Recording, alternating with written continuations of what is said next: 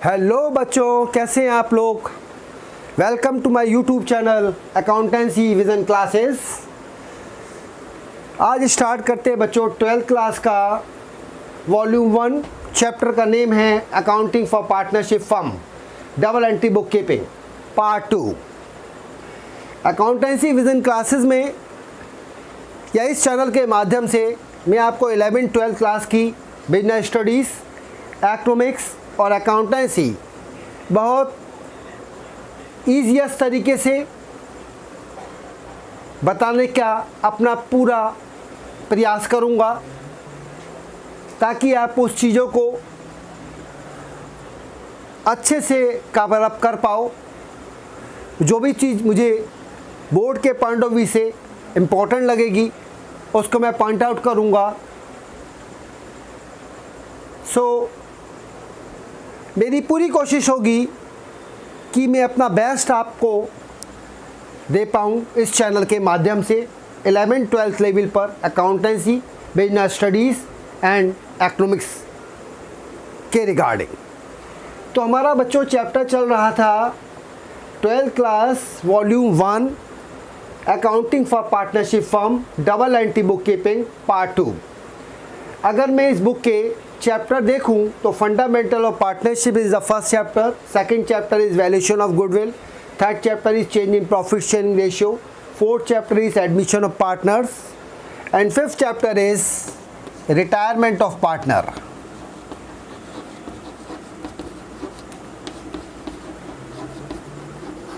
And last is dissolution of firm.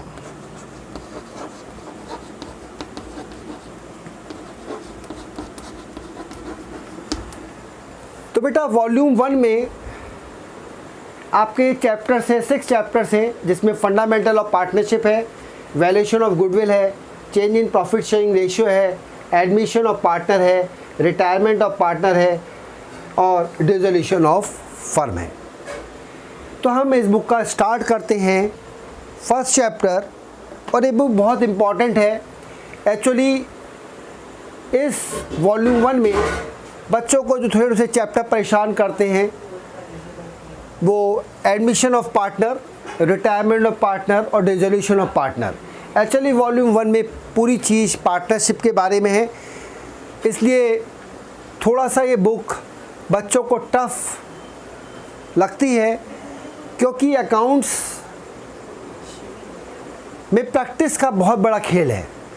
अगर आपने कोई चीज़ कर ली और उस चीज़ को आप प्रैक्टिस नहीं कर रहे हैं तो उस चीज़ को आप भूल जाएंगे। कोई भी चीज़ अगर आपने एक जगह रखी है और उसको काफ़ी टाइम तक आप टच ही नहीं करेंगे तो उसमें डस्ट तो आ ही जाएगी, उस डस्ट को तो आपको रिमूव करना ही होगा। ठीक उसी तरह ये अकाउंट्स है, इसकी प्रैक्टिस बहुत ज़रूरी है। और इस बुक में वॉल्यूम 1 में सारा चीज़ें पार्टनरशिप के बारे में है, जैसे fundamental of partnership, valuation of goodwill, change in profit sharing ratio, admission of partner, retirement of partner, dissolution of firm. अब मान लो ये बुक मैं करता हूँ फंडामेंटल ऑफ पार्टनरशिप, मैंने सारे क्वेश्चन सॉल्व कर लिए, लेकिन उसकी प्रैक्टिस नहीं करूँगा तो क्या होगा, अल्टीमेटली मैं भूल जाऊँगा क्वेश्चंस को। Practice practice practice makes a man perfect. अगर आप चीज़ों की प्रैक्टिस करेंगे तभी वो चीज़ें आपको फॉर द लॉन्ग रन दिमाग में रहेंगी। अब सवाल ये है, फंडामेंटल ऑफ पार्टनरशिप में इस चैप्टर में बहुत सारी चीज़ें हैं। अब स्टार्ट करते हैं fundamental of partnership volume 1 12th class first chapter. Practice का ही खेल है बच्चों सारा।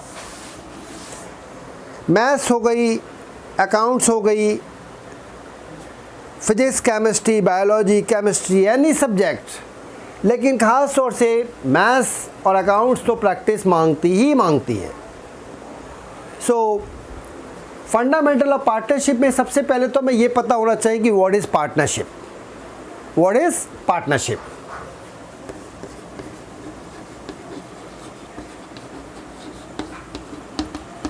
अब भैया पार्टनरशिप क्या है बच्चों?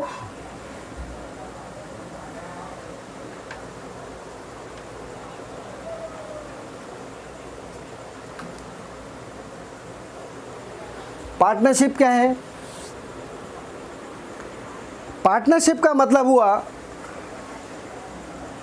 जब किसी भी लीगल बिजनेस को करने के लिए दो या दो से ज़्यादा लोग अपने हैंड्स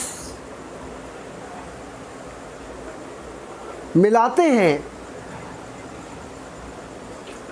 उसे पार्टनरशिप कहा जाता है।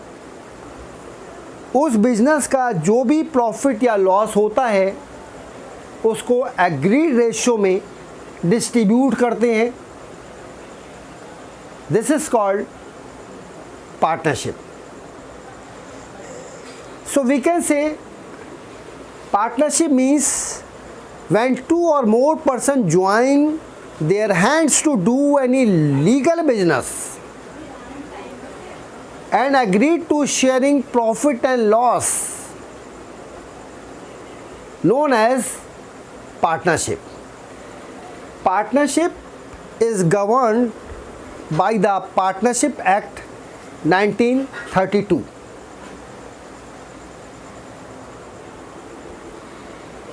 Partnership may be oral or written, but it is always good. It is always good to have the partnership among the partner in written form. This agreement is known as partnership deed. Partnership deed means an written agreement containing all the terms and conditions on which basis we do the partnership. In partnership deed, so many things are mentioned. So many things are mentioned. So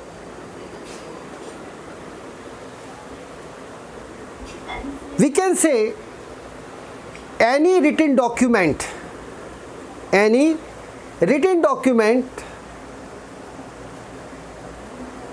containing the term and condition of partnership among the partners, known as partnership deed.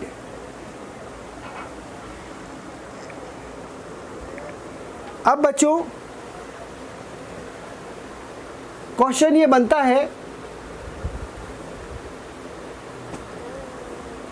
कि what is the accounting treatment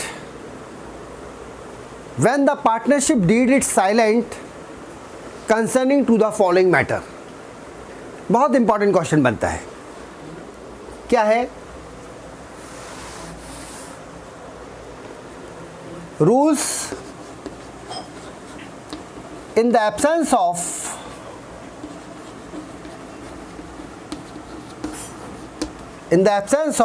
partnership deed,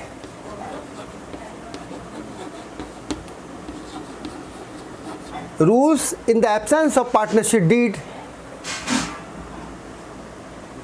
for the following, regarding the following, for the following rules in the absence of partnership deed for the following accounting treatment.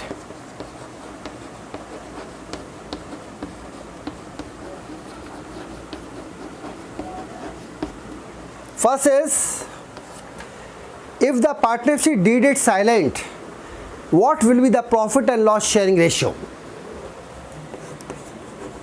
Profit and loss sharing ratio.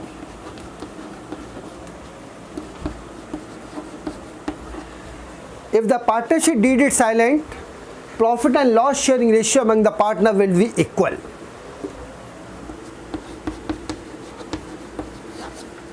Second point, salary or commission to partner.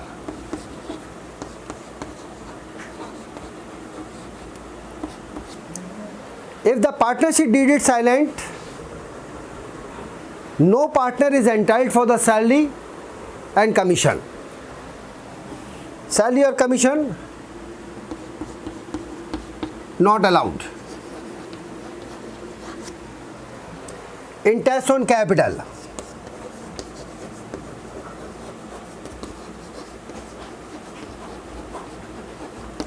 If the partnership deed is silent, no partner is entitled for interest on capital, not allowed.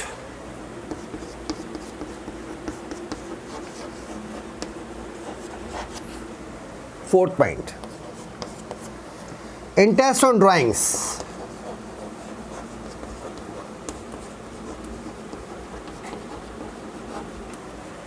Not charged.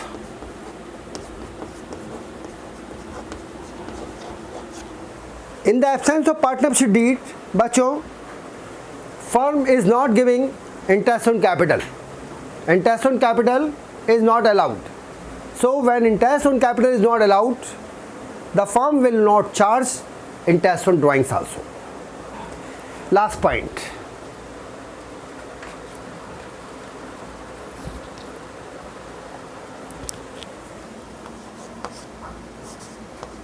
Number 5th. This is the most important point.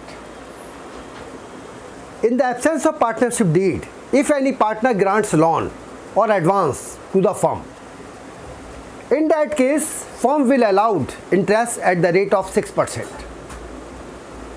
And this is a charge on the part of the company or on the part of the partnership firm.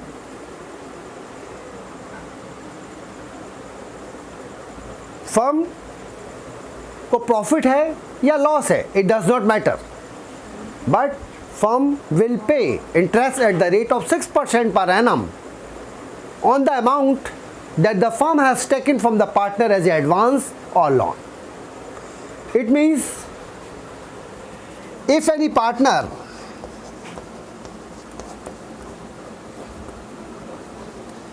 advance loan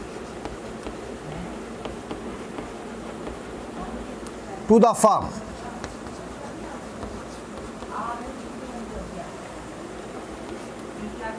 interest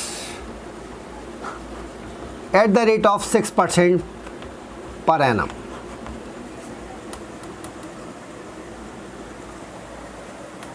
Interest at the rate of 6% per annum, firm will pay to the partner.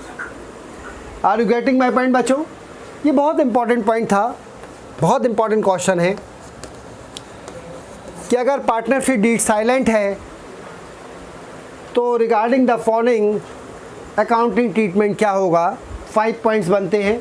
Profit and loss sharing ratio among the partner क्या होगा, equal होगा भाई. Salary और commission to partner दी जाएगी क्या नहीं दी जाएगी, नहीं दी जाएगी, not allowed. Interest on capital दिया जाएगा नहीं दिया जाएगा, नहीं दिया जाएगा, not allowed. Interest on drawings charge करेगी फर्म, नहीं करेगी, not charge. If any partner advance loan to the firm, इस केस में फर्म पार्टनर को एट द रेट ऑफ 6% पर एनम इंटरेस्ट देगी, ये चार्ज है, कंपलसरी है, मैंडेटरी पेमेंट है on the part of the firm for the partner. Firm will pay interest eight the rate of 6% पर एनम टू द पार्टनर.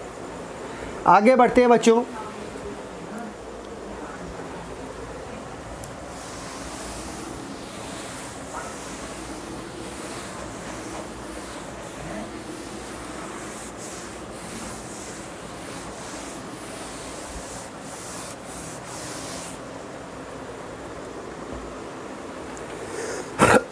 एक चीज़ में बच्चों बहुत इंपॉर्टेंट है समझना, चार्ज क्या होता है और एप्रोप्रिएशंस क्या होते हैं.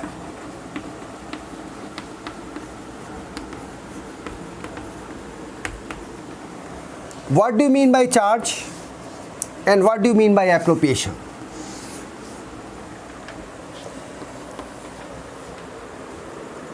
चार्ज का मतलब होता है जो फर्म के लिए मैंडेटरी होता है.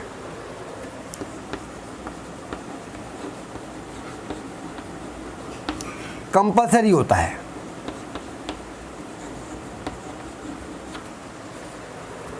एप्रोप्रिएशन का मतलब होता है जो मैंडेटरी नहीं होता, नॉट मैंडेटरी।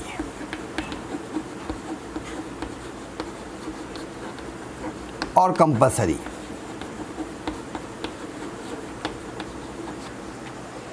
जितने भी एप्रोप्रिएशंस करे जाते हैं वो आउट ऑफ प्रॉफिट्स होते हैं। All the appropriations are made out of profit. That's why we prepare the profit and loss appropriation account.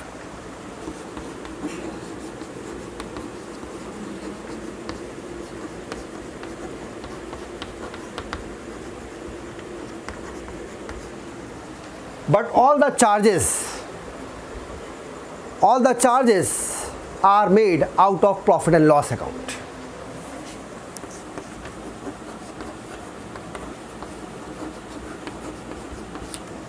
यानी charges are made out of profit and loss account and appropriations are made out of profit and loss account.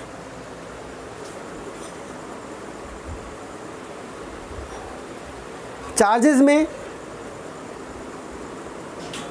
if any partner granting loan to the firm, example of charges, if any partner granting loan to the firm, this is charge, ये charge है, right. Compulsory payment है। Firm ये excuse नहीं दे सकती कि इस financial year में हमें प्रॉफिट नहीं हुआ इसलिए हम ये इंटरेस्ट नहीं देंगे, देना पड़ेगा, whether the firm suffered loss. If any partner granting loan to the firm, this is charge. Appropriations के examples क्या हैं? Interest on capital,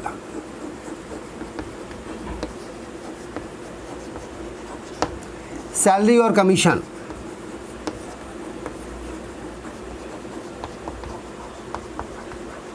ये appropriation के example है।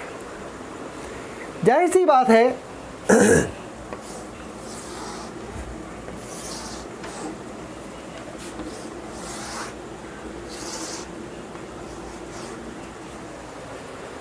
फिर रिपीट कर रहा हूँ, charge, appropriation. Charges are compulsory payment on the part of the firm. Appropriations are not compulsory on the part of the firm. First difference. Charges are made out of profit and loss account. Appropriations are made out of P&L appropriation account. Example of charge is if any partner granting loan to the firm, this is the compulsory payment on the part of the firm to pay interest at the rate of 6% per annum. What is the rate? At the rate of 6% per annum. Appropriations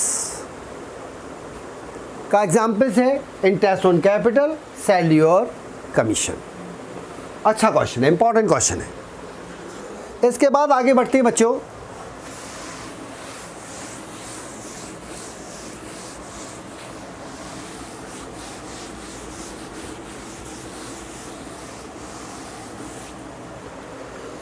profit and loss appropriation account.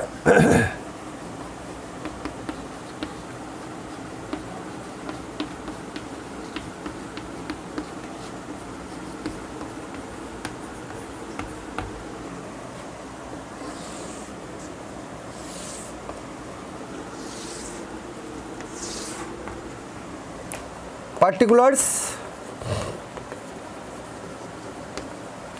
debit amount, particulars, credit amount,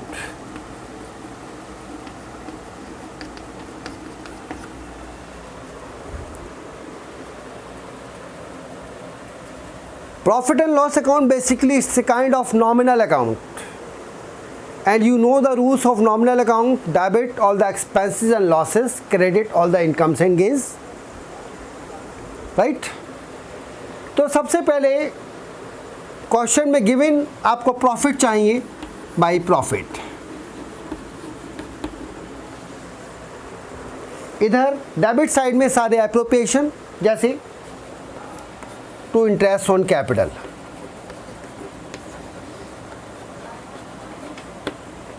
x और Y imagine कर लेते हैं, दो partner हैं, interest on capital, to salary to X, अगर salary X को firm दे रही है टू सैलरी टू एक्स। ये जो प्रॉफिट है जो आपको क्वेश्चन में दिया है, ये profit before all the appropriation होना चाहिए। बाय प्रॉफिट जो आप ट्रांसफ़र करेंगे ये सारी एप्रोप्रिएशन से पहले का होना चाहिए। फॉर एग्जांपल अगर मैं कहूँ profit after charging x salary है, तो मुझे यहाँ पर एक्स की सैलरी को प्लस करना होगा। मुझे यह प्रॉफिट इस एक्स को सैलरी देने से पहले वाला चाहिए, यानी this profit must be before all the appropriation. By profit before appropriation.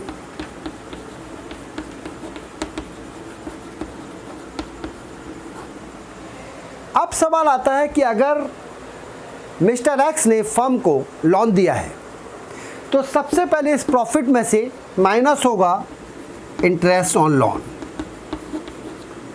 Interest on loan to X, और इसके बाद जो प्रॉफिट आएगा वो यहाँ आएगा। यानी कि इंटरेस्ट ऑन लोन जो फर्म को एक्स ने दिया है वो क्या है? चार्ज है।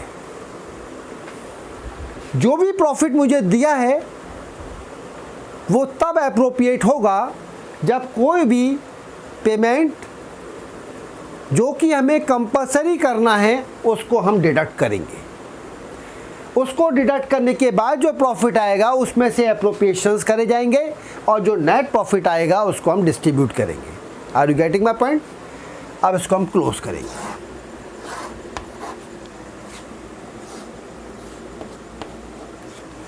To profit transferred to partners, capital slash current account.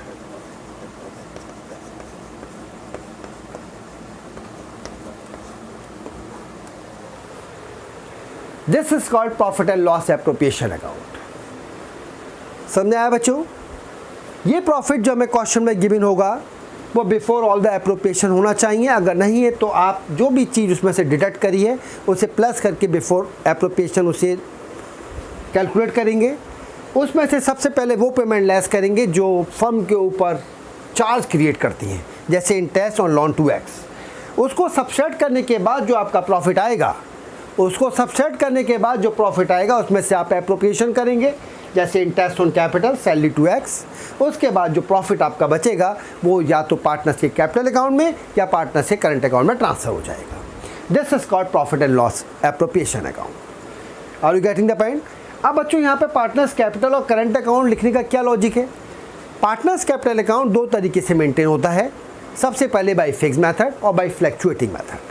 अगर हम पार्टनर्स कैपिटल अकाउंट को फिक्स मेथड से मेंटेन करते हैं, अगर हम पार्टनर्स करंट अकाउंट को फिक्स मेथड से मेंटेन करते हैं तो we open two accounts, partners capital account and partners current account. And if we maintain the partners current account, if we maintain the partners capital account by fluctuating method, we prepare only one account that is called partners capital account. एक बहुत important question MCQ का बनता है, MCQ का बनता है, short question बन जाता है कि under which method partners current account is prepared. So the answer is under fixed method partners current account is prepared. Let's see.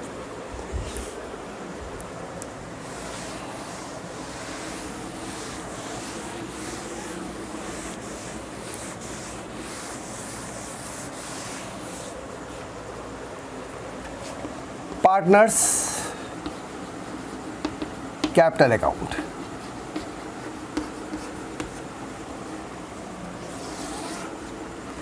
Partners capital account is maintained by two methods. Partners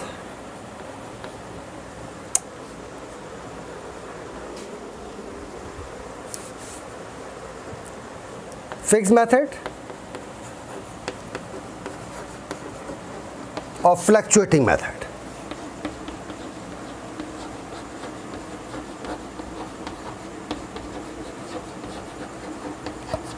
Under fixed method, we prepare two accounts, partners capital account and partners current account.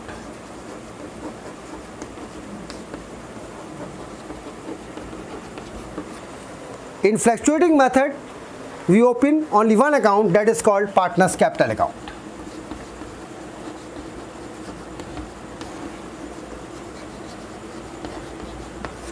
अब बच्चों बहुत ध्यान से समझ लीजिए, जब भी हम कोई क्वेश्चन करते हैं, चाहे वो किसी भी बुक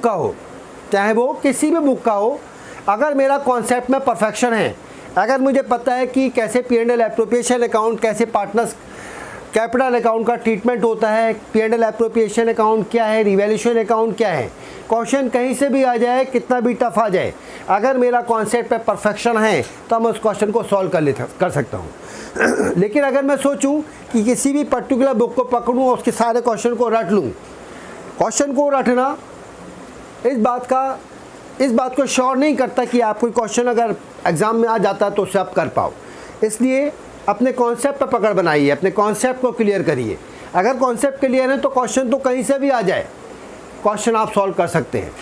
यानी कि मेन खेल कॉन्सेप्ट का है, हर चीज़ कॉन्सेप्ट पे बेस है। कॉन्सेप्ट अगर क्लियर नहीं है, आप रजिस्टर बुक पर बुक पढ़ कर लो, सॉल्व कर लो, लेकिन कोई फ़ायदा नहीं होने वाला जब तक आपका कॉन्सेप्ट क्लियर नहीं होगा। Concept is something like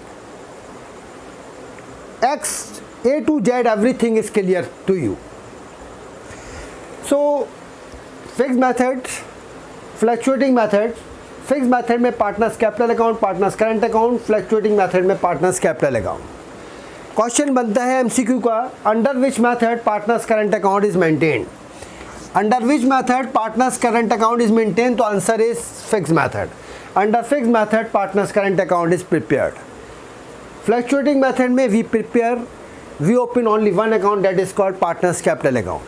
fluctuating method का मतलब जितने भी फ्लक्चुएशंस हैं ड्यू टू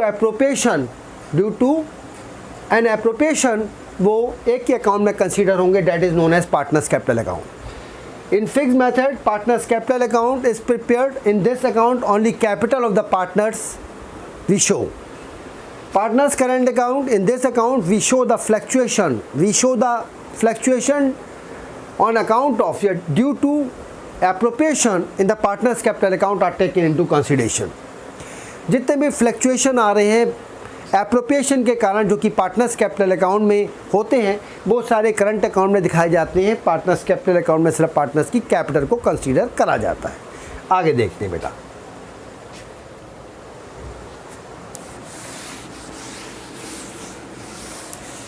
बच्चों इस चैप्टर का थोड़ा थ्योरिकल पार्ट है। Accounting for partnership firm, double entry book keeping, fundamental of partnership आपका फर्स्ट चैप्टर चल रहा है।